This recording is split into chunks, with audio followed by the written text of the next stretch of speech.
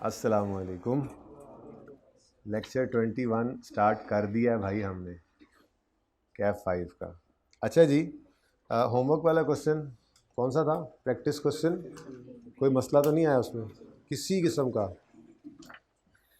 थोड़ी रिवीजन करते हैं। पेज 67 पे आए, आपको पता लगे कि आपके पास एक सफ़ा ये भी मौजूद है जी। पेज 67 समरी ऑफ लीज़ में हमने लेसी की लीज़ पढ़ी। कौन सी वाली? जिसमें राइट ऑफ यूज़ और लीज़ लायबिलिटी हम रिकॉर्ड करते थे। इसमें क्या करते थे, इधर नहीं देखना, पहले मेरे साथ डिस्कस करना है, फिर यहाँ से पढ़ना है। तरतीब जिस तरह से हम करते थे सवाल में, सबसे पहले क्या करते थे, हम वर्किंग वन बनाते थे। वर्किंग वन में क्या लेते थे? Lease payment. लीज़ पेमेंट का फार्मूला क्या होता था? Down payment plus rental plus PO, अगर ओनरशिप ने ट्रांसफ़र हो जाना है। और पीओ के बारे में क्या था हमारा rule? If reasonably expected that he will exercise the option. इधर क्यों देख रहे हो? मत देखो अभी। और अगर ओनरशिप विल नॉट ट्रांसफ़र हो तो down payment plus rental plus GRV. और लेसी केस में जीआरवी क्या? Expected to be paid. ठीक है। उसके बाद फिर हम क्या करते थे? नहीं, तरतीब जैसे सवाल की तरतीब है वो। उसके बाद पीवी ऑफ एलपी से स्टार्ट करते थे लीज अमोर्टाइजेशन स्केजुअल को, और उसके बाद फिर हम जर्नल एंट्रीज़ करते थे। जर्नल एंट्रीज़ में क्या क्या एंट्री होती थी जी? Right of use debit, lease liability credit. और अगर कोई आईडीसी आता था तो right of use debit, lease liability ही कैश क्रेडिट कर देते थे अगर पेएबल नहीं है। ठीक है, यानी वो भी राइट ऑफ यूज़ ही बनाते थे हम। उसके बाद जब किराया पे करते थे तो एंट्री होती थी lease liability debit, interest expense debit और कैश क्रेडिट। बाकी चीज़ें जो है ना वो क्वेश्चन टू क्वेश्चन वेरी कर रही होती हैं। एडवांस वाला सवाल है तो इंटरेस्ट पेएबल आएगा, वो उस तरह से नहीं रूल याद करने होते, वो तो सवाल के हिसाब से आ जाते हैं। कभी तो ईयर एंड भी बदल जाता था हमारा लीज़ के ईयर एंड से, तो वो हर सवाल की स्पेसिफिक बात नहीं, रिवीजन करते ये मोटी मोटी बातें याद रखनी होती हैं। ठीक है, पीओ है, जीआरवी है, बल्कि वो तो यूजीआरवी उसकी भी थी। ठीक है, और टर्मिनेशन पेनल्टी इनको एंड पे रखते हैं, और लीज इंसेंटिव को पहले रेंटल से माइनस कर देते हैं। बस यही बातें हमने की थी। अब ये सारा कुछ यहाँ लिखा हुआ मिलेगा आपको, तो आप यहाँ से रिवीजन किया करेंगे। कैसे? वर्किंग के अंदर क्या करते हैं जी? पीवी लीज पेमेंट और पीवी ऑफ एलपी निकालते थे, और फिर अमोर्टाइजेशन स्केड्यूल बनाते थे starting from PV of LP, यही करते थे। अच्छा, अगर ओनरशिप विल ट्रांसफ़र वाला केस है तो down payment plus rental plus PO. और पीओ के बारे में क्या है? ये सिर्फ पीओ के बारे में लिखा हुआ है, if reasonably certain that he will exercise. और अगर ओनरशिप विल नॉट ट्रांसफ़र वाला केस है तो down payment plus rental plus GRV, जो कि expected to be paid by lessee है। Expected to be paid by lessee, ये इसलिए लिख रहा हूँ क्योंकि जब लेसर का सवाल आता था तो आपको याद होगा उसमें हमने कहा था एग्रीमेंट वाली उठा के लिख लेनी है, वहाँ पे कोई सोच सूझ नहीं चलनी। ठीक है,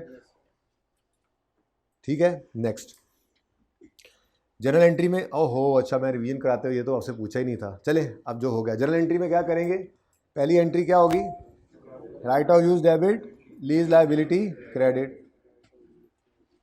फिर right of use debit, IDC credit, cash credit IDC वाला। फिर ये अभी हमने नहीं किया हुआ, अभी इसको छुपा लें, प्रोविजन फॉर डीकमीशनिंग वाली बात। ठीक है, वैसे तो ये IAS 37 में करना ही है, लेकिन इसको यहाँ पे समझा दूंगा मैं फिर किसी वक्त आगे चल के। फिर हम पैसे जब पे कर रहे हैं तो lease liability debit, interest expense debit और कैश क्रेडिट। ठीक है जी। उसके बाद डेप्रीसिएशन करते थे, ये बात भी भूल गए थे रिवाइज करते हुए, यहाँ से पढ़ेंगे तो चीज़ें रह नहीं जाएंगी इंशाल्लाह। ठीक है, डेप्शन करते थे अगर ओनरशिप ट्रांसफ़र होनी है तो अगर ओनरशिप ट्रांसफ़र होनी है लेसी को तो यूजफुल लाइफ, और अगर ट्रांसफ़र नहीं होनी तो शॉर्टर ऑफ यूजफुल लाइफ और लीज टर्म। तो डेप्रिसिएशन की एंट्री होती थी depreciation expense debit, accumulated डेप्शन credit, और वही लिखा हुआ है ओनरशिप विल ट्रांसफ़र तो यूजफुल लाइफ, और ओनरशिप विल नॉट ट्रांसफ़र तो शॉर्टर ऑफ यूजफुल लाइफ या लीज टर्म। उसके बाद इनकम स्टेटमेंट में क्या आता था? लेसी के सवालों में इनकम स्टेटमेंट में क्या आता था? इंटरेस्ट एक्सपेंस और डेप्रीसिएशन। बैलेंस शीट में क्या आता था? Right of use, lease liability current और नॉन करंट में, और एडवांस के सवालों में इंटरेस्ट पेएबल भी। नोट में क्या आता था? नोट कौन कौन सा बनाता था लेसी? 2 नोट बनाता था, राइट ऑफ यूज भी और लीज का भी। राइट ऑफ यूज का 100% लाइक IAS 16 और लीज का उसके अंदर क्या आता था? जनरल डिस्क्रिप्शन अंग्रेजी और उसके बाद maturity analysis, contractual undiscounted cash flow. देखें ज़रा, इसी तरह से लिखा हुआ है। P&L के अंदर क्या आएगा? इंटरेस्ट एक्सपेंस और डेप्रीसिएशन। और बैलेंस शीट में right of use, lease liability, interest payable in case of advance. और लीज लायबिलिटी को बैलेंस शीट में ही लिखना है, लेकिन तोड़ के लिखना होता है करंट और नॉन करंट में। ठीक है, ये बात अभी आपको नहीं पढ़ाई हुई, जब पढ़ाऊंगा तो यहाँ से बता दूंगा। ठीक है जी, ओके। उसके बाद नोट में लीज का नोट बनाता है जिसमें जनरल डिस्क्रिप्शन और मैच्योरिटी एनालिसिस और right of use just like IAS 16। ठीक है, रिवीजन अच्छी लगी? ये भी कोई लीज है, हमने अभी पढ़नी है LSE की। शॉर्ट टर्म और लो वैल्यू भाई कह रहे हैं, मैंने पहले पढ़ा हुआ है। उसके बाद हमने ये वाली लीज पढ़ी। ये क्या है? सादा लेसर और उसकी फाइनेंस लीज। अभी आज ऑपरेटिंग लीज पढ़ानी शुरू करनी है, तो फिलहाल ये पढ़ी हुई है। यानी ये सादा लेसर है, तो तिलों वाला भी आएगा कुछ दिनों में। फिलहाल सादा लेसर, सिंपल लेसर और लीज कौन सी? फाइनेंस। ये कब होती है? जब answer to any of 5 questions is yes. वो मैं 5 क्वेश्चंस की तरफ आज जाता हूं, लेकिन ज़रा पहले अकाउंटिंग जो की थी वो तो कर लें। क्या करते थे जी? स्टार्ट वर्किंग से, ग्रॉस इन्वेस्टमेंट और नेट इन्वेस्टमेंट, और अमोर्टाइजेशन स्केड्यूल बनाते थे और स्टार्टिंग पॉइंट होता था नेट इन्वेस्टमेंट। ग्रॉस इन्वेस्टमेंट का फॉर्मूला, अगर ओनरशिप ने ट्रांसफ़र हो जाना है लेसी को, down payment plus rental plus PO, और अगर ट्रांसफ़र नहीं होना, वापस आ जाना लेसर के पास एसेट, तो down payment plus rental plus GRV plus UGRV। ठीक है, फिर वही वाली बात कि UGRV हो, GRV हो, ये सारी चीज़ें कब कहाँ पे प्लॉट करते हैं हम? लीज टर्म के एंड पे ही आती हैं। ठीक है, अच्छा। उसके बाद ये काम करने के बाद अमोर्टाइजेशन स्केड्यूल बन गया, फिर हम एंट्रीज करते थे। पहली एंट्री अगर डेट गिवन हो तो एसेट डेबिट कैश क्रेडिट, और ये एंट्री एसेट की फेयर वैल्यू से करते थे। फिर एसेट लीज पे देने की एंट्री होती थी, lease receivable debit asset credit. अब लीज रिसीवेबल नेट इन्वेस्टमेंट से रिकॉर्ड करना है और एसेट फेयर वैल्यू से रिकॉर्ड करना होता है। तो उसके बाद किराया आता था, तो cash debit, lease receivable credit, interest income credit, और डेप्रिसिएशन नहीं होती थी। ठीक है, ये सारी बातें लिखी हैं, लेकिन पहले ज़रा ज़बानी रिवाइज करें। ऐसे आपने रिवाइज करना है इन चीज़ों को, तो ये टॉपिक आपके काबू में ये कहीं नहीं जाता। इनकम स्टेटमेंट में क्या आता था लेसर के सवालों में? इंटरेस्ट इनकम, और बस, डेप्शन नहीं है। बैलेंस शीट के अंदर, नॉन करंट एसेट्स के अंदर PPE नहीं, राइट ऑफ यूज नहीं। ठीक है, तो लीज रिसीवेबल आता है सिर्फ, करंट और नॉन करंट में तोड़कर, और एडवांस का सवाल हो तो इंटरेस्ट रिसीवेबल भी आ जाता है। नोट ये एक ही बनाता है, इस लीज वाला लेसर एक ही नोट बनाता है और वो लीज का है, लेकिन उसकी लीज के नोट के अंदर जनरल डिस्क्रिप्शन होती है, मैच्योरिटी एनालिसिस होता है और रिकंसिलिएशन भी होती है। ठीक है,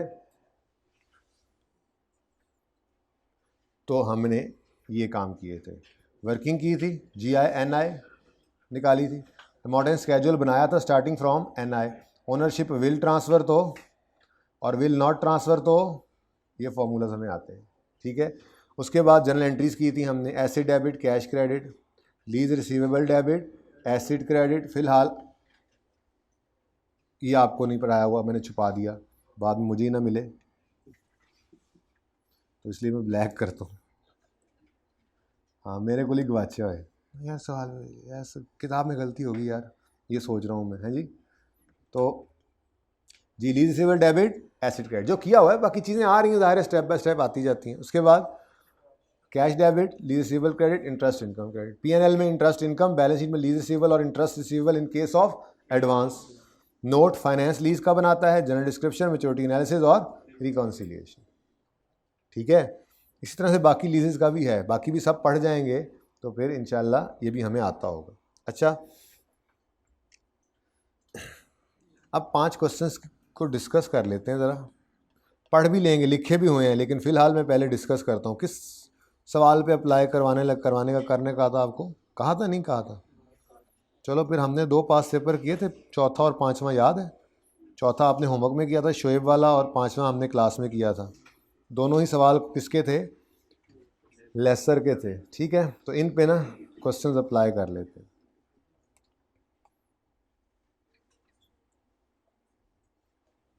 अच्छे भले मैंने वो क्वेश्चंस अप्लाई करने शुरू भी किए थे कहीं पे, लेकिन चलो यहाँ पे दोबारा से कर लेते हैं। कोई बात नहीं, मैं आप दूसरे दो भी बताने लगा, मैं सारे दोबारा से शुरू कर रहा हूँ, ठीक है। 5 क्वेश्चंस हमने करने, गैलेक्सी पे आ जाए। ये 5 क्वेश्चंस जो हैं, अगर इनमें से किसी एक का, ये आपने इधर क्यों नहीं किया था वो देख लेते हैं, अभी फ़िलहाल तो चलने दें। अब जब पढ़ा दिए हैं ना, तो अब से ऑनवर्ड्स, अभी तो सवाल उठाए ही वो थे जो लेसर की फाइनेंस लीज वाले थे, लेकिन पर्चे में थोड़ा ही उसने कहना है कि ये लो फाइनेंस लीज वाला सवाल। पर्चे में लेसर का जब भी सवाल आएगा आपने ये 5 सवाल लगाने हैं। तो आज से ऑनवर्ड्स हम ये सवाल लगाया करेंगे। पहले इसलिए नहीं लगा रहे थे कि पढ़े नहीं हुए थे, और सवाल मैंने वही उठाए थे जो पहली लीज वाले थे। आज चूँकि दूसरी लीज सिखानी है तो फिर यहाँ से काम शुरू हो चुका है, ठीक है जी। तो 5 क्वेश्चंस हैं, अगर सारों का जवाब, बल्कि यूं लिखें जो पहले सीखा है, any one answer, any one of 5 question answer is, कैसे लिखें, any one answer is yes, if any one answer is yes then it is a finance lease. और फाइनेंस लीज में आपको मैंने वो एंट्रीज दिखाई थी, ठीक है, कि उसके अंदर वहीं चलते हैं ताकि एंट्रीज भी साथ देख लें, फिर मैं यहाँ पे वापस आ जाऊँगा। जो एक सफ़े में हम सारा गंद एक जगह इकट्ठा डाला हुआ है हमने, ताकि बाद में मैं आपको वो चीज़ें किसी PDF में डाल दूँ। नीयत तो यही है, फिर बाद में बंदा भूल जाता है, वो अलग बात है। नीयत मेरी पे शक ना करना। ये 5 क्वेश्चंस यहाँ से बात शुरू की थी, ठीक है ना। तो क्या कह रहे हैं जी हम, अगर इन 5 क्वेश्चन में से किसी एक का जवाब भी यस आ जाए तो लीज़ कौन सी, फाइनेंस। और अगर फाइनेंस, मैं ये इसलिए लाया हूँ यहाँ पे, अगर फाइनेंस लीज़ है तो एसेट किताबों में लेसर मत रखो, एसेट किताबों से निकाल दो, ठीक है।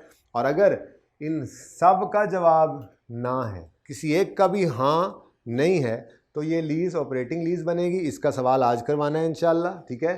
तो इसके अंदर हम कहते हैं लेसर को अपनी किताबों में ही एसेट रखो, ये आपका PPE है, ऐसे ही है जैसे किराए पे आपने दे दिया हो अपना एसेट किसी को, ठीक है। अब 5 क्वेश्चंस बेसिकली क्या है, बेसिकली ये इसके ऊपर बेस कर रहा होता है काम, सिग्निफिकेंट रिस्क्स एंड रिवॉर्ड्स।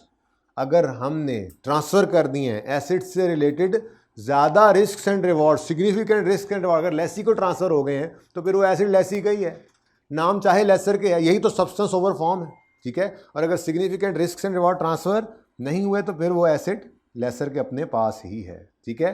तो पहले केस में आर ट्रांसफर्ड और दूसरे में आर नॉट ट्रांसफर्ड, ये चक्कर है। अब ये कैसे डिसाइड करते हैं, ये 5 सवाल इनमें से कोई एक चीज़ बताते हैं। जैसे सबसे पहले मैंने आपको कौन सा सवाल बताया था, क्या लीज टर्म के एंड पर एसेट लेसी को मुफ्त में मिल जाएगा। अब अगर इसका आंसर आ जाए यस, तो इसका मतलब फिर तो ये चक्कर ही नहीं है, सिग्निफिकेंट रिस्क वो सारा ही क्या, एसेट ही क्या, एसेट मिल ही जाना है उसको, ठीक है। तो बहरहाल इसका क्या आंसर आ गया, यस। अगर इसका आंसर यस है तो significant risk and rewards are transferred, तो हम क्या कहेंगे, लेसर साहब एसेट किताबों से निकाल दो। इसका जवाब नो आ गया, लेट्स से आगे बढ़ते हैं, ठीक है। दूसरा सवाल हमने किया, क्या लीज टर्म के एंड पे एसेट लेसी को मुफ्त में ना सही कुछ पेमेंट करके, वो परचेज ऑप्शन, कुछ पेमेंट करके मिल जाएगा। अब इसके लिए वो पूरी बात जहन में हो, मैं पूरा सवाल तो यहाँ नहीं लिखूंगा कि परचेज ऑप्शन गिवन है और रीजनेबली सर्टन है कि lessee will exercise the option, वो सारी बात आपके जहन में होनी चाहिए। मैं सिर्फ इतनी सी बात कर रहा हूँ कि उस चक्कर के अंदर, वो जो PO वाला चक्कर था, उस चक्कर से एसेट लेसी को मिल जाएगा, ठीक है। तो वो चक्कर का मैंने सिर्फ इतना सवाल लिखा है कि क्या लीज टर्म के एंड पे एसेट लेसी को कुछ पेमेंट करके मिल जाएगा, PO, परचेज ऑप्शन प्राइस, ठीक है। अगर मिल जाएगा तो बात तो वही होगी, अगर एसेट मिल गया तो significant risk and rewards are transferred, और अगर नहीं है तो फिर अब इसका जवाब भी नो करो, आगे आओ। तीसरा सवाल, अब हम सवाल कर रहे हैं एग्रीमेंट से, ठीक है। तीसरे सवाल को मैंने कहा था, क्या एसेट अपनी लाइफ का, वैसे यूज़फुल लाइफ कल मैं कह रहा था, क्योंकि कल मुझे था कि ये 5 सवाल मैं ऐसे करवा दूंगा फटाफट, लेकिन अब चूँकि बात आज पे आ ही गई है तो आज वो असल बात कहेंगे और फिर मजबूरी के दर्जे में जो करते हैं वो बाद में बता दूंगा। क्या एसिड, लीज्ड एसिड की बात हो रही है, ठीक है ना, क्या एसिड अपनी, अभी मैं सिर्फ लाइफ लिख रहा हूँ, ठीक है, फिर कौन सी वाली ये बताता हूँ, अपनी लाइफ का ज़्यादातर हिस्सा लेसी के पास गुजार रहा है, ज़्यादातर हिस्सा लेसी के पास रहेगा।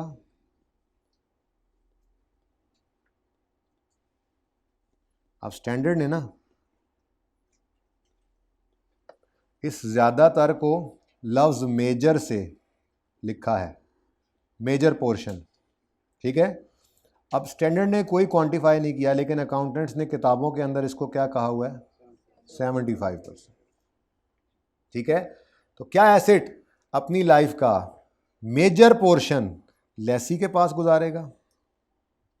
देखो ना, अगर मेजर पोर्शन लेसी के पास गुजारेगा तो हम कह नहीं सकते कि significant risk and reward transfer हो गए, ये बेचारा ऊपर ही रह गया, ठीक है। क्या एसेट अपनी लाइफ का, और कौन सी लाइफ ये भी बताता चलूं, असल लफ्ज़ क्या है, इकोनॉमिक। स्टैंडर्ड ने क्या लफ्ज़ इस्तेमाल किया हुआ है, इकोनॉमिक लाइफ। इकोनॉमिक लाइफ और यूजफुल लाइफ में पता है ना क्या फ़र्क होता है?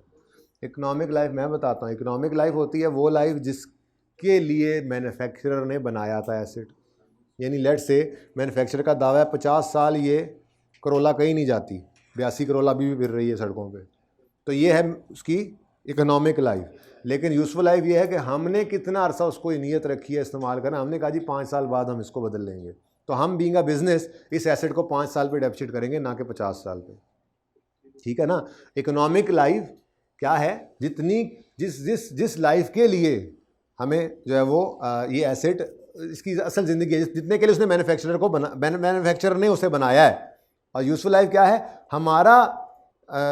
हमारी नीयत, हमारी इंटेंशन क्या है कि हम उसको कितने अरसे इस्तेमाल करेंगे, वो यूजफुल लाइफ है। तो डेप्रिसिएशन पर्पस के लिए तो कौन सी लाइफ रेलेवेंट होती है, यूजफुल लाइफ। लेकिन यहाँ पे जो स्टैंडर्ड ने लफ्ज़ इस्तेमाल किया है टेस्ट लगाने के लिए, वो कौन सा है, इकोनॉमिक लाइफ। और अगर सवाल में इकोनॉमिक लाइफ गिवन नहीं होगी तो फिर यूजफुल लाइफ, फिर मजबूरी में यूजफुल लाइफ ही ले लेंगे, ठीक है। अच्छा, तो क्या एसेट अपनी इकोनॉमिक लाइफ का ज़्यादातर हिस्सा यानी मेजर पोर्शन लेसी के पास रहेगा? अगर इसका आंसर आ जाए यस, तो आप खुद बताओ significant risk and reward transfer हो गए या नहीं हो गए? और अगर इसका आंसर आ जाए नो, फिर मिसाल से समझाता हूँ। एसेट की यूजफुल लाइफ है 30 साल, कल मैंने ये लिखा था यहाँ, ठीक है, और इसकी लीज टर्म कितनी है, 25 साल। अब मैंने यूजफुल लाइफ लिख दिया, इकोनॉमिक लाइफ नहीं थी इसलिए लिख दिया था, ठीक है ना। तो दोनों यूज़ हो सकती हैं, लेकिन असल लफ्ज़ क्या है, तो मैं इकोनॉमिक लाइफ ही लिख देता हूँ। यूजफुल लाइफ ज़रा यूएल से ज़रा पता लग रहा होता है, ठीक है, यूजफुल लाइफ या इकोनॉमिक लाइफ। पहला नंबर किसका है वैसे, इकोनॉमिक लाइफ का, ठीक है। अच्छा, तो अब हम कहेंगे कि जी 25 साल लेसी के पास लेना है लीज टर्म, ठीक है, और टोटल लाइफ कितनी है 30 साल, तो इंटू 100 करो तो क्या आंसर आता है, 83%। तो 83% तो ग्रेटर देन 75% है। ये इक्वल भी हो तब भी इस कैटेगरी में फॉल कर जाएगा एसेट। क्या मतलब, अगर एसेट अपनी लाइफ का 75% या उससे ज़्यादा अरसा लेसी के पास है तो भाईजन फिर वो लेसी का ही है। एंड पे क्या चूँ चूँ फट फट मैंने कहा था, क्या मिलेगा एंड पे, तो फारिग होकर एसेट मिलेगा, किसी काम का नहीं रहेगा, सारी उम्र बाहर एसेट कमाई करता रहा, एंड पे आ गया नहीं भाई। अच्छा, तो वो फिर बाहर का ही है, वो यहाँ का नहीं रहता फिर एसेट, ठीक है ना। तो ये लेसी के पास ज़्यादा अरसा गुजारा इसने, ठीक है। मैं बंदों की मिसाल बीच में दे गया, ऐसे ही होता है, अल्लाह माफ़ करे। जब वापस आते हैं तो बंदे कहते हैं आ क्यों गए ने यार, चंगे भले पैसे आंदे सन, ये बंदे आ गए ने। तो ज़्यादा अरसा वो बाहर रहा, फिर यहाँ पे उससे कुछ हो भी नहीं रहा। खैर, तो अपनी लाइफ का ज़्यादातर अरसा एसेट अगर लेसी के पास गुजार रहा है तो उसको कहेंगे कि significant risk and reward transfer हो गए। तो इसका आंसर अगर यस आ जाता है तो हम कहेंगे जी एसेट लेसर अपनी किताबों से निकाल दो, अब ये तुम्हारे किसी काम का नहीं है। एंड पे आ भी गया तो उस वक्त देखेंगे कि इसकी क्या एंट्री करनी है, अदर इनकम कुछ कर लेंगे उस वक्त, वो आप फाइनल में जाके देखिएगा। अभी निकाल दो किताबों से, ये आपके लिए नहीं है अभी एसेट, क्योंकि मेजर पोर्शन अपनी इकोनॉमिक लाइफ का, यूजफुल लाइफ नहीं, असल लफ्ज़ क्या है, इकोनॉमिक लाइफ 30 साल टोटल उसके मैन्युफैक्चरर ने बनाया, उसको 30 साल के लिए था, 25 साल उसमें से लेसी ने इस्तेमाल कर लेने हैं, तो फिर वो किसका एसेट है? मेजर पोर्शन क्योंकि उसके पास है। एक टेस्ट है, ठीक है, तो इसको लगाने से पता लग गया। ठीक है जी, समझ आया एग्जाम्पल से? इस एग्जाम्पल को अब ले आओ इधर, अगले सवाल की तरफ चलते हैं जी। जर्नल एंट्रीज क्या?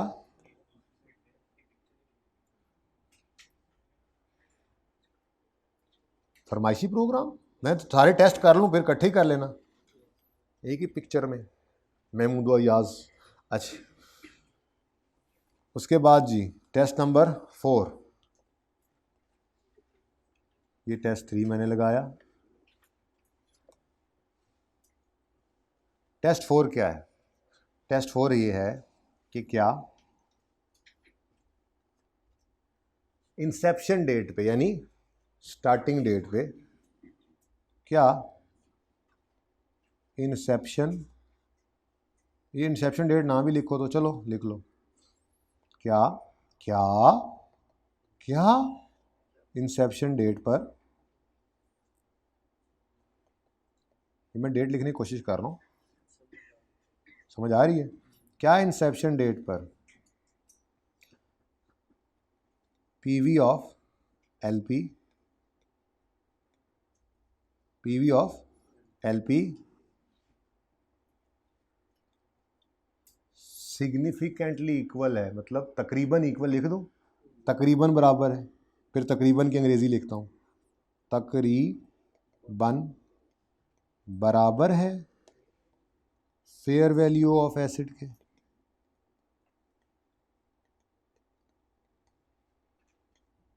और तकरीबन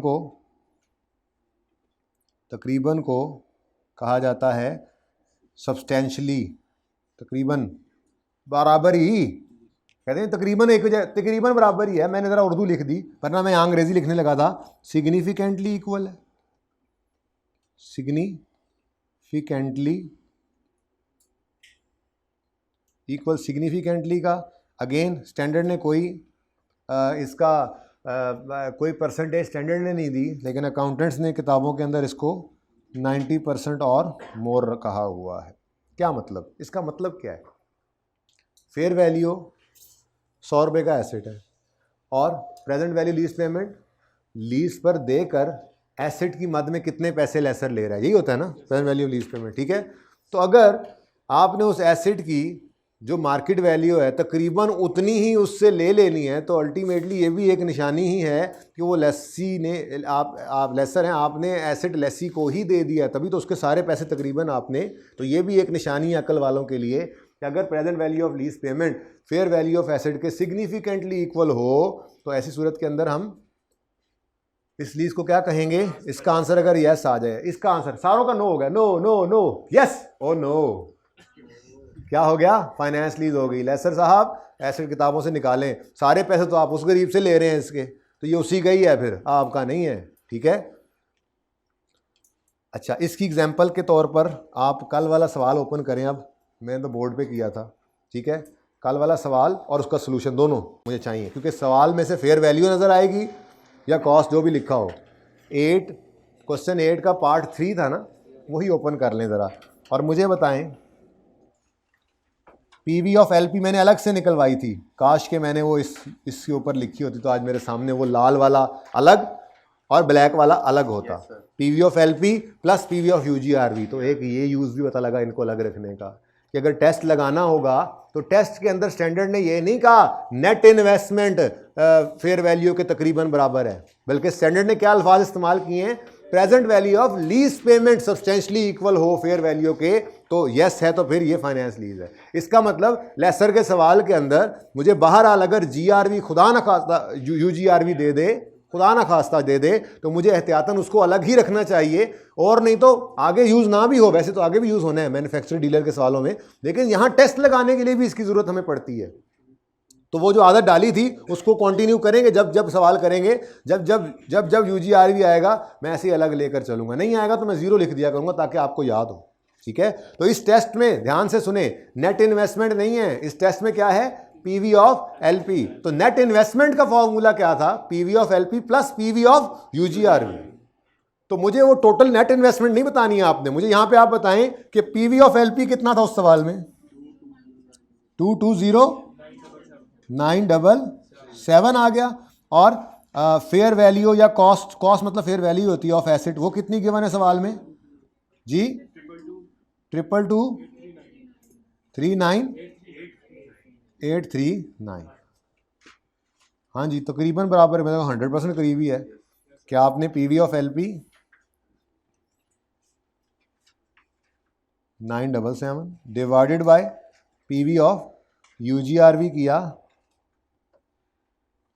इंटू 100, आंसर क्या आया? ओए होए होए होए 99% है। ये बहुत ही ज़्यादा है, ये बराबर भी होता 90 के तो ये क्या लीज बन जाती। ठीक है बच्चों, तो मैं ये सारे टेस्ट लगवा रहा हूँ, वरना पर्चे में ये नहीं करना। पर्चे में ये पहला यस हो गया तो बस आगे जाने की कोई ज़रूरत नहीं है। Any one of the question, answer of any one of the question is yes, तो लीज इज फाइनेंस। ये मैंने नो कराया पहले आपसे, फिर इधर आए, ये भी नो हो गया, फिर इधर आए, ये भी नो हो गया, फिर इधर आए, अब ये भी नो करवा के 5वां टेस्ट लगवा रहे। ठीक है, वैसे तो ये इस सवाल के अंदर जो हमने कल किया था ये यस हो गया था, बाकी सारे नोज भी होते, ये यस हो गया था ना, तो ये कौन सी लीज बन जानी थी? तो कल सवाल किस तरह से किया था? फाइनेंस लीज से ही किया था। कल तो मैंने लिखवा दिया था ऊपर लेसर क्वेश्चन, लेकिन अब आपको पता है। ठीक है, और 5वां क्या है? क्या एसेट, लीज्ड एसेट की बात हो रही है, अंडरलाइंग एसेट, क्या एसेट बहुत ही स्पेशल है, बहुत ही स्पेशलाइज्ड नेचर का है? नो करना है तो फिर ऑपरेटिंग करनी पड़ेगी, ऊपर सारे नो कर आए हो। अच्छा जी, क्या एसेट बहुत ही स्पेशलाइज्ड नेचर का है कि लेसी के अलावा कोई इस्तेमाल ही ना कर सके? ये आज तक मैंने किसी सवाल के अंदर यस होते नहीं देखा। बहरहाल स्टैंडर्ड ने चूंकि ये लिखा हुआ है तो टेस्ट लिख तो लेना, पढ़ लेंगे, याद करने की जरूरत नहीं है। लेकिन ये मसला है ना कि पर्चे के अंदर अब स्टैंडर्ड खोल के थोड़े ही सवाल लगाने हैं, तो टिप्स पे याद हो। मैंने इसलिए अंग्रेजी नहीं लिखी, उर्दू में लिखा है, सादा अल्फाज के अंदर। रिप्रोड्यूस करना पड़े, एमसीक्यू में देखना पड़े, सेक्शन मौजूद है, उसका स्टैंडर्ड का पैरा मौजूद है, ओपन करके वहां से देख लेना। लेकिन याद करना नहीं है, याद रखना जरूर है। याद करना और रखना फ़र्क है ना, याद करने की कोई ज़रूरत नहीं है, पर याद रखना ज़रूरी है, क्योंकि ये आपने लगाने होंगे हर लेक्चर के सवाल पे टेस्ट। तो फिर स्टैंडर्ड खोल के नहीं लगा रहे होते, वो ज़बानी कोई लिखे, अनलेस के वो कह दे 5 टेस्ट प्रेजेंट करो, हम प्रेजेंट भी नहीं करते अपने कैलकुलेटर। सबसे पहले ये देखेंगे, नहीं हुआ अगला लगाएंगे। 70% क्वेश्चन में तो यही सही हो जाता है, यहीं से यस हो जाता है, आगे नहीं जाते फिर। लेकिन अभी प्रैक्टिस करवा रहा हूँ इसलिए मैंने सारे करवा दिए, इससे आगे नहीं जाते। यस हो गया बस, कहानी खत्म। और ज़बानी जब तक के सवाल खुद ना कह दे, ज़बानी। ठीक है, ये भी नो हो जाए फिर आगे आते हैं। वैसे सबसे अच्छा टेस्ट ये है, खैर छोड़े। तो क्या एसिड बहुत ही स्पेशलाइज नेचर का है कि लेसी के अलावा कोई और इस्तेमाल कर ही नहीं सकता? हमने मंगवाया लेट से एटम बम बनाने वाला प्लांट, और उसे, भाई क्या नाम है आपका, जितनी आप बातें करते हैं, हमने हसन को दे दिया एटम बम बनाने के लिए, इस्तेमाल ही नहीं कर सकता। अच्छा सुने, अब अगर ये एसिड हसन हमें वापस भी कर दे, हमें तो किसी को एटम बम बनाना ही नहीं आता, तो ये एसिड ऐसा स्पेशल नेचर का है कि बहुत सिग्निफिकेंट चेंज के बाद फुटबॉल उससे बन सकते हैं। वैसे बम ही बनता है, तो बहुत सिग्निफिकेंट चेंजेस ना करें तो इस हालत के अंदर ये एसिड इतना स्पेशल नेचर का है कि हसन के अलावा कोई इस्तेमाल ही नहीं कर सकता। तो अगर ये सूरत भी है तो भाई फिर ये एसिड हसन का ही है, फिर अपनी किताबों से निकालो। ठीक है, तो ये बहरहाल 5वां सवाल है जो कभी भी आज तक यस नहीं होते देखा मैंने, ये सवालों के अंदर लिखा नहीं होता, बाकी सारे सवाल ही नॉर्मली ये सबसे ज़्यादा यूज़ हो जाता है। इसमें फंसो तो दूसरे स्टेप पे इस पे आ जाना। ठीक है, वैसे ये ज़बानी करना है, मैं बार बार कह रहा हूँ। तो 5 सवाल कौन कौन से? नंबर 1, क्या एसेट लीज टर्म के एंड पे लेसी को मुफ्त में मिल जाएगा? अगर यस तो फाइनेंस लीज, नो फिर आगे बढ़ो, नो आगे बढ़े। क्या एसेट लीज टर्म के एंड पे को पैसे पूसे लेसी से लेकर उसको ट्रांसफर कर दिया जाएगा? अगर आंसर यस तो आगे ना जाओ, फाइनेंस लीज, और अगर आंसर इज नो तो फिर आगे बढ़ो। तीसरा सवाल, क्या एसेट अपनी इकोनॉमिक लाइफ का मेजर 75% या उससे ज्यादा पोर्शन लेसी के पास रहेगा? अगर आंसर यस है तो फाइनेंस लीज, और अगर नो है तो फिर आगे बढ़ो। क्या एसेट जो लीज पे दिया है उसको इंसेप्शन डेट पे अगर देखें तो उसकी fair value PV of LP के सब्सटेंशियली इक्वल है? सब्सटेंशियली इक्वल है यानी 90% या उससे ज्यादा। तो अगर ये यस है तो फिर लीज फाइनेंस है, और अगर नो है तो ऑपरेटिंग है। और अगला, क्या एसेट स्पेशलाइज नेचर का है? अगर ये भी यस हो जाए तो फिर फाइनेंस लीज, और अगर ये भी ना हो सवाल में बताया हुआ तो ये सारे नोज हो गए, तो ये लीज कौन सी बन जाएगी? ऑपरेटिंग। ठीक है, ये थी जी कहानी, मेरी ज़बानी। कोई क्वेश्चन है तो पूछ सकते हैं आप लोग। यार इसको ना मेरे ख्याल में ऐसे कर लेते हैं,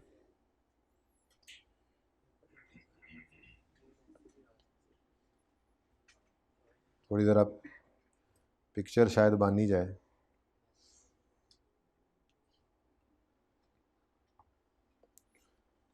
बेहतर, चलें बहरहाल नहीं बन रही मुझसे अभी भी, ऐसे ही गुजारा कर लें। क्वेश्चन है तो पूछ लें जी। बेटा फिर जाहिर सी बात है किसी तरह से तो करेंगे ही सही। दुनिया में 2-4 एटम बम बनाने वाले प्लांट शायद होंगे, शायद ना ही हो, वही कॉस्ट उसकी फेयर वैल्यू हो। ये होता ही नहीं है सवालों के अंदर। ये ऐसे ढूंढना मुश्किल होगा था, मैंने एटम बम बनवा दिया, आप कह रहे हैं सवाल में आएगा। मैंने आज तक किसी सवाल में ये लफ्ज़ भी नहीं देखा, स्टैंडर्ड में सिर्फ लिखा हुआ है। तब ये ठीक है आपकी, बुखार तो नहीं हुआ आप? अच्छा, नाराज़ हो, नींद पूरी नहीं हुई? अच्छा, कुछ तो था।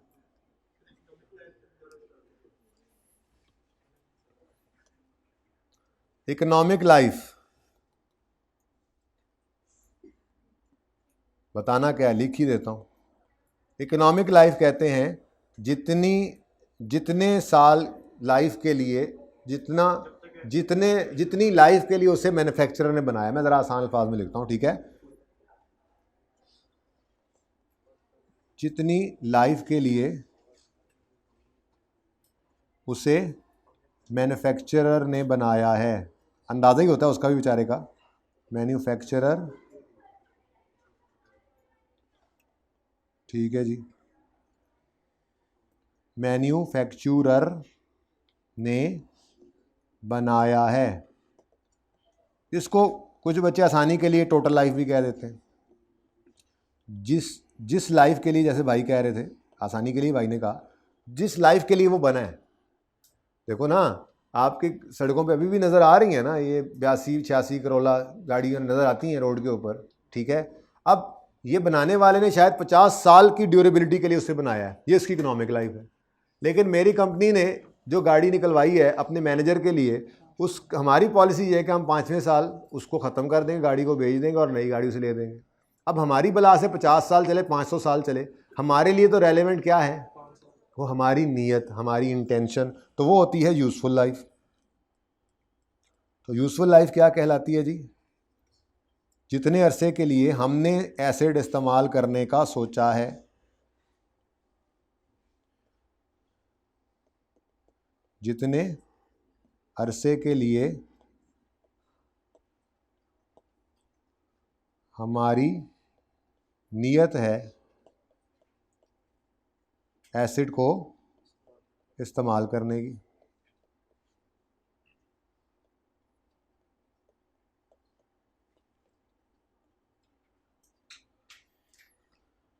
नीयत मतलब इंटेंशन, ठीक है? तो इसको कहते हैं यूज़फुल लाइफ। अब ये for the purpose of depreciation जो आज तक हम यूज़ करते आए, वो इसको मैं यहाँ लिख देता हूँ टोटल लाइफ, ऐसे ही जो बच्चा कह रहा था उसके लिए। जो डेप्रीसिएशन के लिए हम यूज़ करते हैं ना लाइफ, वो कौन सी होती है? यूज़फुल लाइफ, क्योंकि 5 साल के ऊपर हमने इस कॉस्ट को डेप्रीशिएट करना है, ठीक है? ये अलग कॉन्सेप्ट था। अब मैंने सिर्फ ये बताया कि स्टैंडर्ड ने जो लफ्ज़ टेस्ट के अंदर यूज़ किया है ना, वो इकोनॉमिक लाइफ का किया है। तो अगर सवाल के अंदर इकोनॉमिक लाइफ और यूज़फुल लाइफ दोनों दे दे तो टेस्ट लगाने के लिए कौन सा? इकोनॉमिक लाइफ आपने यूज़ करना है। और अगर ना बताए इकोनॉमिक लाइफ तो फिर यूज़फुल लाइफ ही अज्यूम करेंगे, इकोनॉमिक लाइफ के बराबर है, ठीक है? फिर उसी को ले लेंगे, ठीक है? सही है? अच्छा ज़रा आए ना अब, हाँ खुशबू लगा के आ जाएं बेशक, लेकिन आ जाएं। पास पेपर 5 और 4 पे ज़रा इन टेस्ट को लगा के जल्दी से देख लेते हैं, ज़रा हाथ सीधा कर लेते हैं।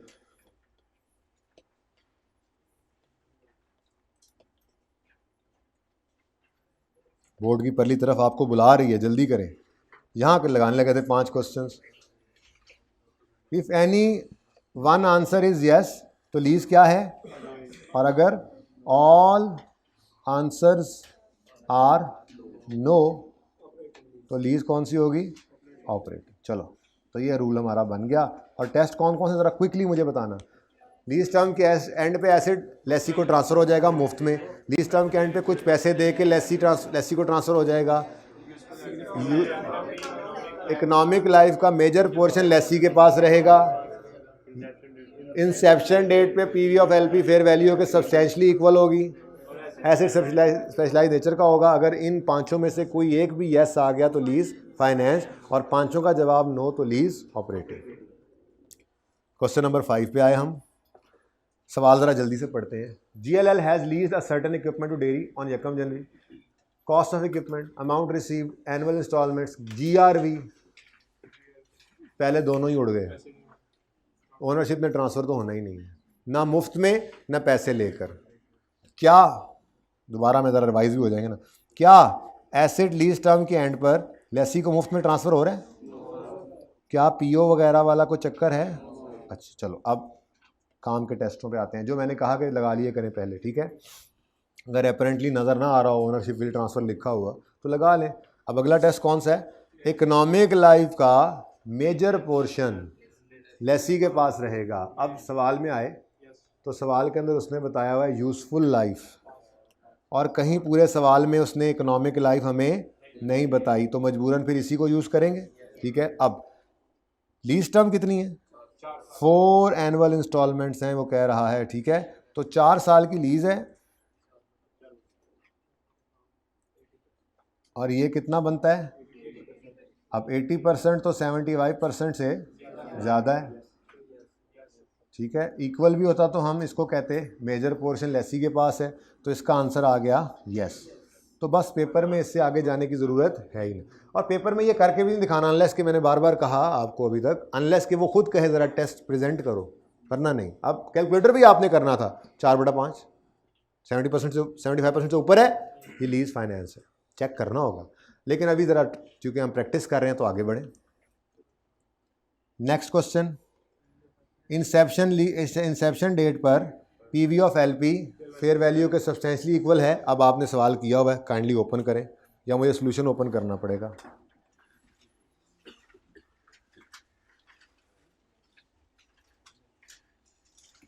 जल्दी कर लें वरना मैं सोल्यूशन पे पहुंच जाऊंगा पहले, और मैं पहुंच गया हूं बेशर्मों पहले। रहन दो हुन, चुप करो अब जी। Down payment plus rental plus GRV। UGRV सवाल में है ही नहीं, इसलिए ये लीज पेमेंट ही है। UGRV हो तो कल वाले सवाल की तरह से अलग लिखना पड़ेगा, जैसे मैंने अभी आपको दिखाया भी था, ठीक है जी। 28.69 ये क्या है जी? ये PV ऑफ LP है।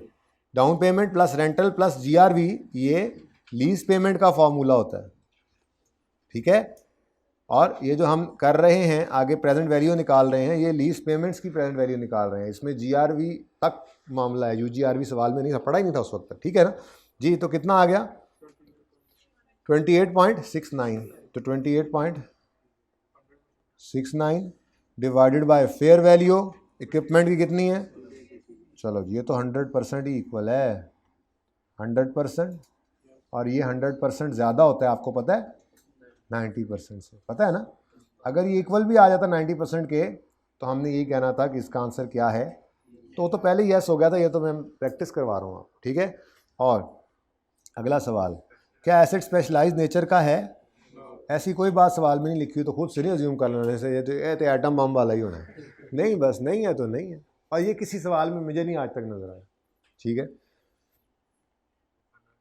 ठीक है जी, तो अब लीज कौन सी है? क्योंकि किसी एक का जवाब भी यस हो तो लीज कौन सी बन जाती है? फाइनेंस, वरना ऑपरेटिंग। तो ये तो 2 का जवाब यस आ गया, तो हमने यहीं पे पर्चे में रुक जाना था। ओके चलें। शोएब लीजिंग आपने होमवर्क में किया था, कोई टेस्ट नहीं लगाए थे, टेस्ट लगा के देखते हैं, जल्दी करें। शोएब लीजिंग हैज़ एंटर्ड, अब ज़रा थोड़ा सा हाथ सीधा हो गया ना इस बात पे, टेस्ट भी याद हो गया। अभी पढ़ाता भी हूँ, कहाँ पे पढ़े हुए हैं पढ़ाता हूँ, स्टैंडर्ड में लिखे हुए हैं, याद नहीं करने लेकिन याद रखने हैं, ठीक है। Shoaib leasing has entered into a 3-year lease agreement with Sarfaraz to lease a machine with an expected useful life of 4 years। Cost of machine है 21 लाख, यही फेयर वैल्यू होती है, cost fair value. Following information available. 1 जुलाई को commence हो रही है, purchase option है, at the end of lease term value इतनी होगी। It is reasonably certain that lessee will exercise purchase option. दूसरा यस होगा, लेकिन हम प्रैक्टिस कर रहे हैं, 500 लगाएंगे, ठीक है। उसके बाद लीज इंस्टॉलमेंट 860 की है और इम्प्लिसिट रेट गिवन है। अच्छा, अब सवाल चूँकि किया हुआ है तो फिगर्स मिल जाएंगी। तो सबसे पहला सवाल क्या है, क्या लीज टर्म की एंड पर लेसी को ये एसेट मुफ्त में मिल जाएगा? नहीं। क्या कुछ पैसे पे करके मिल जाएगा? बस कहानी ख़त्म। यस आ गया तो कौन सी लीज़ है? इसीलिए तो आपने होमवर्क में उस दिन ये किया था और फाइनेंस लीज वाली ट्रीटमेंट की थी। लेकिन चलें आगे बढ़ें। नंबर 3, लीज टर्म कितनी है? 3 साल और यूजफुल लाइफ 4 साल इंटू 100। सुभान अल्लाह, एग्जैक्ट 75% है। तो 75% से ज़्यादा हो या बराबर भी हो मेजर पोर्शन, तो यही यस हो गया। आगे बढ़ें। वैसे तो ऊपर वाला यस हो गया था, लेकिन हम प्रैक्टिस कर रहे हैं। पीवी ऑफ एलपी आपने सवाल किया था, नंबर 4 है ना? कहाँ है? वर्किंग है सही, यही है। Down payment plus rentals plus PO, bargain purchase option लिखो ना, बीपीओ, ठीक है। तो इसमें भी यूजीआरवी नहीं है, तो यही 21 लाख आपकी पीवी ऑफ एलपी है। ये नेट इन्वेस्टमेंट के अंदर सिर्फ यूजीआरवी थी नहीं ना दोनों सवालों के अंदर, ठीक है। तो 21 लाख 2.1 मिलियन डिवाइडेड बाय, सुभान अल्लाह, बोलो सुभान अल्लाह, इंटू 100 इज इक्वल टू 100%। तो ये बराबर नहीं है, बहुत ज़्यादा है 90% से। तो आंसर क्या है? यस। और 5वें का आंसर नो, ऐसी कोई बात नहीं लिखी। अच्छा, अब ये ना पूछना, कोई बच्चा पूछ लेते हैं बच्चे, सर अगर 89.9% आ जाता है तो क्या है? ऐसा नहीं करेगा सवाल में, ठीक है ना? हाँ, वो या नीचे रखेगा या ऊपर रखेगा, ठीक है। ऐसा नहीं होगा आपके साथ, ठीक है। और अगर 89.9% आ भी जाए तो आपका जो दिल करे वो कर लेना, ठीक है। ओके, हाँ लिख के, ऐसा होगा नहीं वैसे। चलें जी, अब ऐसा करते हैं, अब ज़रा फटाफट पढ़ के आते हैं ये लिखे कहाँ पे हुए हैं। ये अप्लाई हो गए, सीख लिए, अब सिर्फ पढ़ लें। पढ़ना तो फिर बस ऐसे ही होता है ना, कागजी। जी बेटा, ये एसी भाई बंद करवा दें दरम्यान वाला। देखें जी, यहाँ कहीं पे लिखा होगा प्राइमरी इंडिकेटर्स, मतलब सेकेंडरी भी होते हैं। मतलब अगर इनमें से समझ ना लग रही हो किसी टेस्ट से तो कुछ और टेस्ट भी स्टैंडर्ड ने बताए, पर वो आज नहीं पढ़ेंगे, वो फिर कभी। नहीं हैं, पढ़ाने इधर ही हैं, लगते नहीं हैं हमारे यहाँ, लेकिन थ्योरेटिकली पढ़ाने इधर ही हैं। अब पार्ट 2 से पहले याद से पानी पिला देना मुझे। हाँ, अभी भी वैसे पिलाया जा सकता है कि ऑनलाइन वालों ने कि हाथ रख लेना, कि नहीं 52 पे बेटा, ओके 52 प्राइमरी इंडिकेटर्स पेज 52 पर, और ये है पैरा 63, यानी जो स्टैंडर्ड आप लोगों ने ले लिए हैं उम्मीद है, उसमें 63 पैरा के अंदर ये लिखे हुए हैं। आपको याद करने की ज़रूरत इंशाल्लाह नहीं है, लेकिन याद हमने वैसे कर ली है, क्योंकि ये स्टैंडर्ड खोल के ये टेस्ट लगाने नहीं बैठ जाना होता। पेपर में इतना टाइम तो नहीं हो, तो जब फंस जाए तो ओपन करते हैं, ठीक है। ज़रा पढ़ना शुरू करें।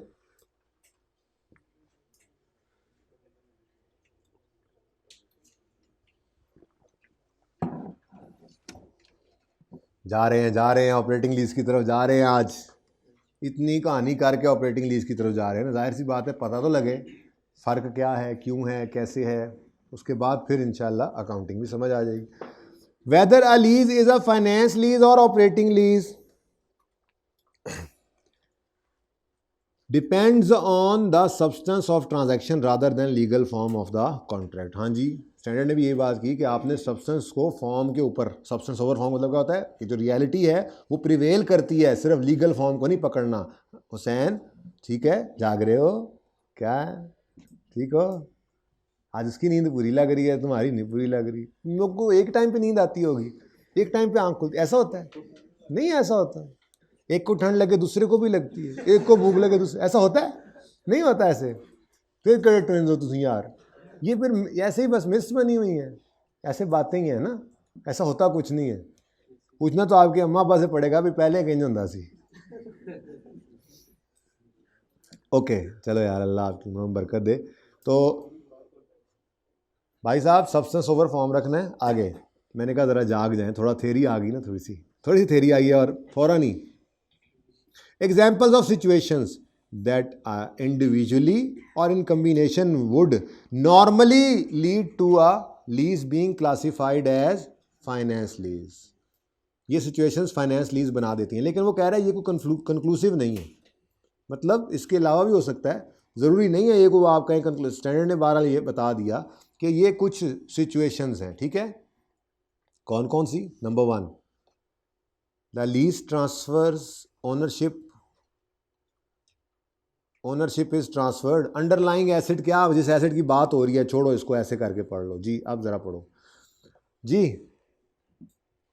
Lease transfer ownership of the asset to lessee by the end of lease term, बगैर कोई पैसों की बात की हुई। अगली बात, lessee has option to purchase the asset at a price that expected to be significantly lower than fair value at the date of Inception.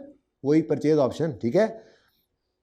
Eight the date option become, sorry inception नहीं, ये fair value तो होती है और जिस दिन option exercise करो उस दिन की। सॉरी मैं दोबारा पढ़ता हूँ। The lessee has option to purchase the asset at a price that is expected to be sufficiently lower than fair value at the date of option becomes exercisable for it to be reasonably certain at the inception date that option will be exercise. ये fair value तो उस दिन जो होगी उस asset की, उससे कम पर ये मिल रहा होगा, लेकिन इंसेप्शन डेट पे क्या पूछना है उससे, भाईजान एक्सरसाइज करेंगे या नहीं। तो वो रीजनेबली सर्टन हो तो फिर क्या है, ownership will transfer by payment of पैसे आ जाएगा, तो ये दूसरे का आंसर यस हो जाएगा, ठीक है। तीसरा, lease term is for the major part of economic life. Major part of economic life, ये इंपॉर्टेंट है, यूजफुल लाइफ नहीं है यहां पे, ठीक है जी। अच्छा, वैसे सवालों के अंदर अगर ये सिचुएशन आ जाए, यूं भी हो सकता है ना, एक एग्जांपल बनाते हैं। ज़रा बात समझ आ गई है, लेकिन फिर भी ज़रा मेरी तसल्ली हो जाएगी। सवाल में गिवन है लीज टर्म 2 साल, यूजफुल लाइफ 3 साल, इकोनॉमिक लाइफ 5 साल।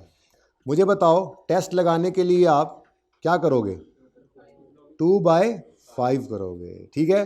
अच्छा, एक और एग्जाम्पल बनाते हैं। एग्जाम्पल 2, लीज टर्म, कोई एक आधा तो चला दो, ये मेरे वाला चला दो। लीज टर्म 6 साल है, यूजफुल लाइफ 7 साल है, और सवाल चुप है। अब क्या करें? अब बस ठीक है, यही यूजफुल लाइफ ही यूज़ कर लेते हैं, ठीक है। क्या कर सकते हैं? तो इसका मतलब असल तो क्या है, इकोनॉमिक लाइफ, लेकिन सवाल में अगर इकोनॉमिक लाइफ गिवन नहीं होगी तो हम यूजफुल लाइफ के साथ इसको जो है वो टेस्ट को लगा लेंगे, ठीक है। तो lease term is for major portion of underlying asset even if title is not transferred. कहते हैं टाइटल तो वैसे ही वो अपने पास रखता है ताकि इंस्टॉलमेंट्स को सिक्योर कर सके, ठीक है। और चौथा test, at inception date PV of LP amounts to at least substantially all of the fair value of underlying asset. Underlying जिसकी बात हो रही है of the asset, substantially means 90%। ये किताबों ने लिखा हुआ, स्टैंडर्ड ने नहीं लिखा हुआ, ये ब्रैकेट वाली बात, ठीक है।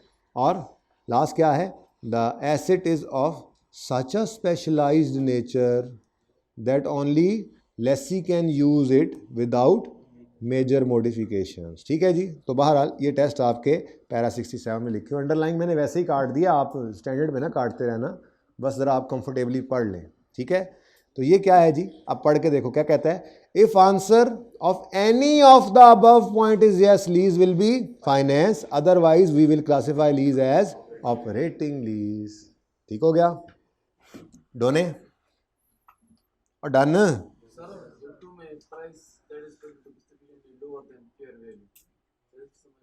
बेटा जब भी कभी हाँ परचेज ऑप्शन की बात ही कर रहा है, मैं सवाल में ही दिखाना चाहूँगा आपको। कुछ सवाल किया हो जिसके अंदर इस तरह से लिखा हुआ था, बता दो। पास पेपर का सवाल किया हो, मुझे लगता है वो बहुत ही आगे चला गया जज्बात में आके मैं। पास पेपर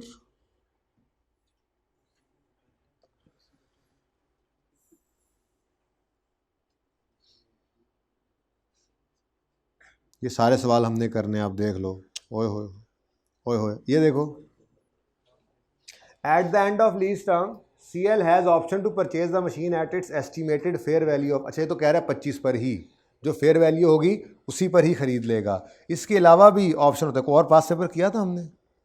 नहीं किया था, लेकिन जो दूसरे क्वेश्चंस किए थे उनके अंदर ये मौजूद थी ऑप्शन। ये मेरे कल इसमें उम्मीद होगी।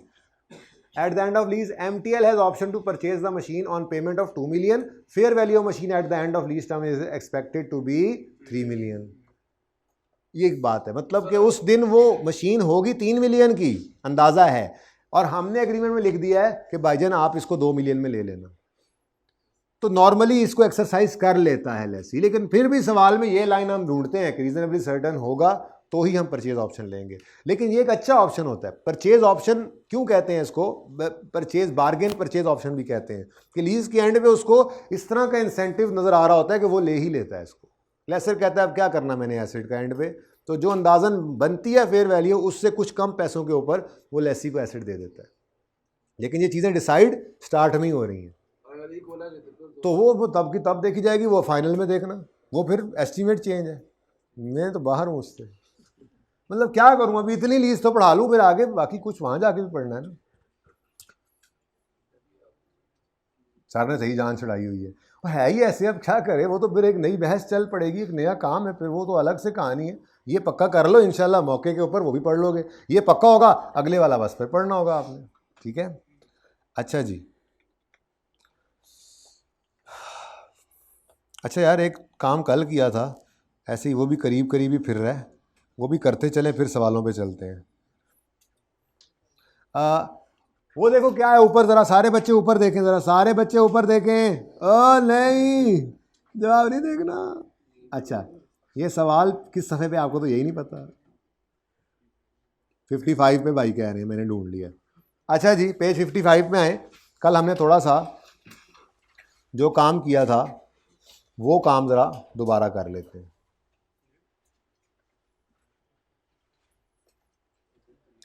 Calculate guaranteed and unguaranteed residual value for lessor in each of the following cases. ज़रा मैंने कहा रिवाइज कर लें। क्या रिवाइज कर लें? यही, कहाँ गया सोच, कहाँ गई सोच, कहाँ गई? ये लेसी आया ने कहा एसिड चाहिए, लेसर ने कहा ठीक है, वापस करोगे या रखोगे? वापस करूँगा।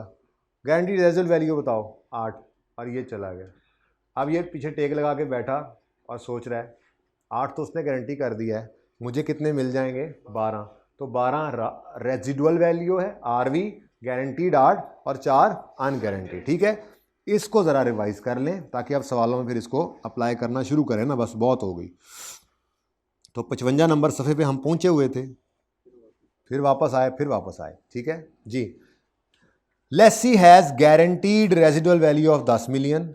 अच्छा, अब देखो बात इस तरह से चलेगी, RV होगी, फिर इस RV में से कुछ गारंटीड होगी और कुछ, अब मुख्तलिफ सिचुएशंस हैं, सवालों से ही उठाकर ये एग्जांपल बनाई गई है पास पेपर्स में से, मुख्तलिफ तरीक़ों से ये बातें लिखी हो सकती हैं, ठीक है।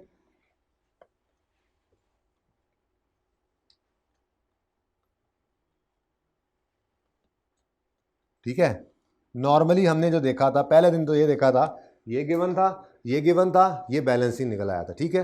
अब देखते हैं जी, अब ये सवाल के अंदर ये वाला दरख्त हो, ये 2 शाखें हों और उल्लू बिठाना आता हो, फिर आप कहो हर शाख पे उल्लू बैठा है, अंजाम गुलिस्तां, तो ये बस ट्री ज़हन में रखना है, ठीक है, ये शाखें ज़हन में हो। Lessee has guaranteed residual value of 10 million, ये क्या बताया इसमें से इसने? Guarantee. Although lesser expects this machine expected residual value will be 15 million at the end of lease term, तो फिर बाकी क्या आ गया? 5 मिलियन क्या आ गया? बैलेंस। UGRV आ गया। ठीक है, इसको मैं GRV और UGRV लिखता हूँ क्योंकि ज़रा ज़्यादा ये यूज़ करते हैं ना हम लोग लिखते हुए, ज़रा इजी हो जाएंगे। लेकिन जब नोट बना रहे हो लेसर का, वहाँ पे फिर पूरा लिखना अनगारंटीड रेजिडुअल वैल्यू पर्चे में, UGRV ना लिखाना, अनलेस के उसने खुद लिख दिया और शॉर्ट करके UGRV। ठीक है जी, तो ये हो गई जनाब सिचुएशन नंबर 1। चलो इसी को मिटाते जाते हैं, ये को मसला इसको देख लेते हैं ना यहाँ से। GRV कितने हैं 10 और UGRV 5। डन, आगे बढ़े, फिर वही दोनों चीज़ें गायब कर ली, आगे बढ़े। Lessor has not guarantee, sorry, lessee has not guaranteed any residual value, however lesser expects this machine will have a market value of 4 million at the end of lease term। तो ये सारे का सारा फिर क्या है, सारा UGRV आ गया। ठीक है, बट ट्री जेन में हो। Next, lessor estimated residual value of 30,000 at the end of lease term. तो लीज टर्म के एंड पे भाईजान क्या एक्सपेक्ट कर रहे हैं 30,000, मैं 1000 में लिख दिया। However only 20,000 is, मतलब मुख्तलिफ तरीकों से सिर्फ अंग्रेजी लिखी है। However only 20,000 is guaranteed by, तो बाकी फिर क्या हो गया, तो मुख्तलिफ तरीकों से बस ये पर्चे के अंदर लिखा हो सकता है, आपको पता होना चाहिए बस। ठीक है जी, next, lessor estimates residual value of the asset at the end of lease term to be 500। ठीक है जी, next, out of which 200 is guaranteed by lessee, तो बाकी 300। तो किसी भी तरह से लिखा हो, बस ये शाखें और उल्लू याद रखने, इंशाल्लाह मसला नहीं होगा। ये तीन चीज़ें हैं अलग अलग, रेजिडुअल वैल्यू, फिर गारंटीड और अनगारंटीड, तीनों में से कोई दो दे दे, तीसरी हमने कल वाले सवाल में तो उसने दोनों अलग अलग ही दे दी। अगर कोई RV निकालना चाहता तो इन दोनों को ऐड करके RV भी निकाल सकता था, कभी होता है ना RV निकालनी पड़ जाए। ठीक है, और last but not the least, lessee has guaranteed residual value of 10। Although lessor expects this machine expected residual value will be 7, तो अब 0 है भाई। ठीक है, उसने फनकारी लगा ली। अब ये ना कहना सर ये कैसे हो सकता है, एंड पे 7 आने थे उसने 10 गारंटी करा ली। भाई यही तो उसने फनकारी लगाई है, यही तो उसने कमाल किया, यही तो उसने बैठे हुए टेबल के ऊपर, अब वो टेबल दूर नहीं है, करीब ही है। ओ नो, इधर से भी मैं उधर आ गया था। चलो खैर, वो जो टेबल पे बैठे थे वहाँ टेबल टॉक करते हुए इसने इसको शीशे में उतार लिया और 10 गारंटी करवा के लिखवा लिया, जबकि पीछे टेक लगा के सोच रहा है मार्केट में तो 7 ही मिलेंगे। तो कुछ अनगारंटीड नहीं है, सब ही गारंटीड है, सब का सब ही अब गारंटीड है। ठीक है, चलो जी चलें। अब